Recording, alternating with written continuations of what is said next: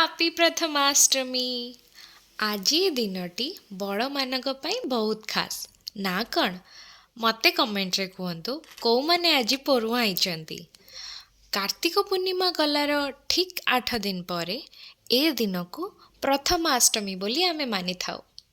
ଓଡ଼ିଆ ପରମ୍ପରା ଅନୁସାରେ ଘରର ପ୍ରଥମ ସନ୍ତାନକୁ ଆଜି ପୂଜା କରି ତାର ମଙ୍ଗଳ ଓ ଦୀର୍ଘାୟୁ ଜୀବନ କାମନା କରିଥାଉ।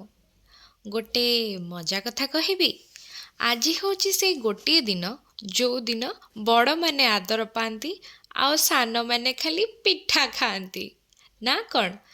ମୋତେ କମେଣ୍ଟ ସେକ୍ସନରେ ନିଶ୍ଚୟ ଜଣାଇବେ ଆଜି କେଉଁମାନେ ନୂଆ ଡ୍ରେସ୍ ପିନ୍ଧି ସାନମାନଙ୍କ ଆଗରେ ଶୋ ଅଫ୍ କରିଛନ୍ତି ଆଉ କେଉଁମାନେ ଖାଲି ପିଠା ଖାଇକି ହିଁ ରହିଯାଇଛନ୍ତି। ସେ ଯାହା ବି ହେଉନା କାହିଁକି, ବଡ଼ମାନଙ୍କର ଡ୍ରେସ୍ ପାଇଁ ଖୁସି ଆଉ ସାନମାନଙ୍କର ପିଠା ପାଇଁ ଖୁସି। ସେ ଦୁଇଟାକ ଖୁସି ସମ୍ପୂର୍ଣ୍ଣ ଅଲଗା। ଆଉ ହଁ, କମେଣ୍ଟ ସେକ୍ସନରେ ମୋ ଡ୍ରେସ୍ କେମିତି ହେଇଛି ନିଶ୍ଚୟ ଜଣାଇବେ। ବାଏ। Happy Prathamastami again.